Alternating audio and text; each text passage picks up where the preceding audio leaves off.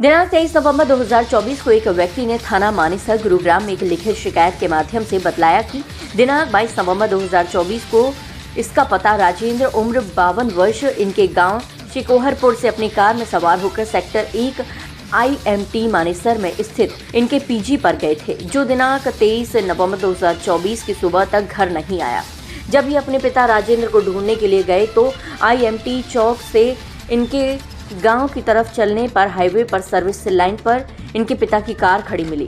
Car lock थी तथा इनके पिता वहां पर नहीं थे, जो कहीं लापता हो गए हैं। वहीं प्राप्त शिकायत पर थाना मानेसर गुरुग्राम में संबंधित धाराओं के तहत अभियोग अंकित किया गया है।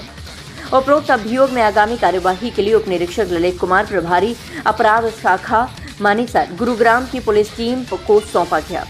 उप निरीक्षक ललित कुमार ने अपनी पुलिस टीम के साथ मिलकर इस अभियोग में कार्यवाही करते हुए 2 आरोपियों सुषमा उम्र 52 वर्ष निवासी सेक्टर 1 IMT मानेसर गुरुग्राम व अनिल उम्र करीब 37 वर्ष निवासी गांव नौरंगाबास राजपुताना जिला चरखी दादरी को दिनांक 23 नवंबर 2024 को सेक्टर 1 IMT मानेसर गुरुग्राम से काबू करने गुमशुदा व्यक्ति राजेंद्र के संबंध में पूछताछ की गई। पुलिस टीम द्वारा आरोपियों के कब्जा से वारदात में प्रयोग की गई एक कार वरना कार से मृतक के बाल, मृतक के दस्तावेज व मृतक के गले से निकाली गई एक सोने की चेन बरामद की गई है।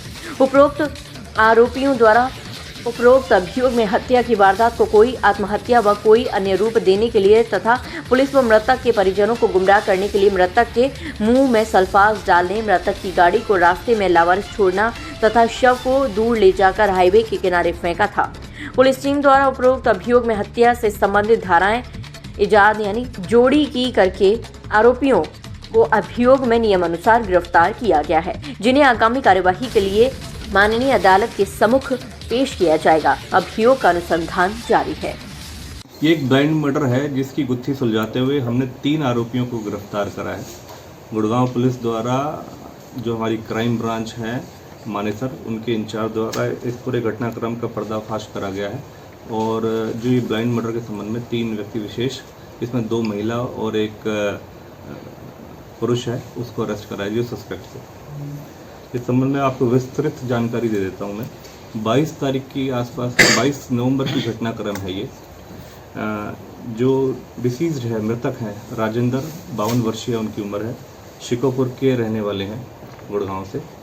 उनके बारे में सूचना प्राप्त होती है 23 तारीख को पुलिस स्टेशन मानेसर के अंदर कि वो मिसिंग है और उस संबंध में उनको खोजा जाए।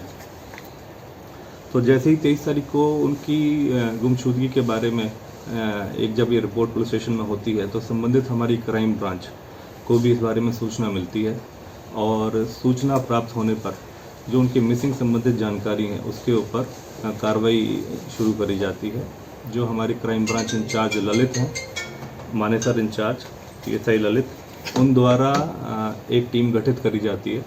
और टीम गठित करने उपरांत जो छानबीन करी जाती है तो उसके तहत काफ़ी ऐसी चीज़ें सामने आती हैं जिसके तहत पुलिस को कुछ शक होता है कि जो व्यक्ति विशेष जो राजेंद्र हैं शिकोपुर निवासी, उनके साथ ज़रूर कोई ना कोई ऐसा घटनाक्रम हुआ है जिस संबंध में गहनता से जांच करनी अनिवार्य है और ज़रूरी है।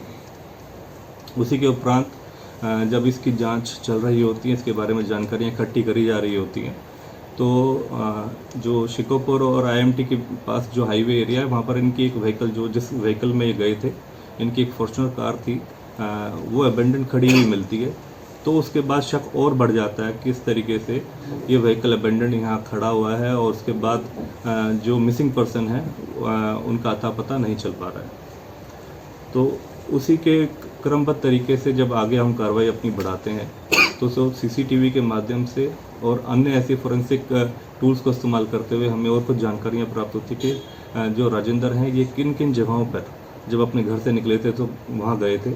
उन संबंधित काफ़ी ऐसे लोगों को हम शामिल अनुसंधान करते हैं, जानकारियाँ लेते हैं। तो उसमें उसी जांच के दौरान हमें कुछ पता चलता है कि जो सुषमा हैं, जो IMT सेक्टर 1 की निवासी हैं, वहाँ रहती हैं, उनके पास काफ़ी आना जाना था मृतक का और काफ़ी पुराने समय से उनके आपसी जानकारी थी। उसी को चलते जब हमने उनको पूछताछ में लिया और अन्य जो उनके और कुछ वहाँ पर जो साथी थे उनको पूछताछ में लिया तो अलग अलग वर्जन्स रिकॉर्ड हुए उन वर्जन्स को जब हमने एनालाइज करा तो देखा कि कहीं ना कहीं ज़रूर इनके अंदर ऐसी सिचुएशन है जहाँ पर ये कुछ पुलिस से छुपा रहे हैं।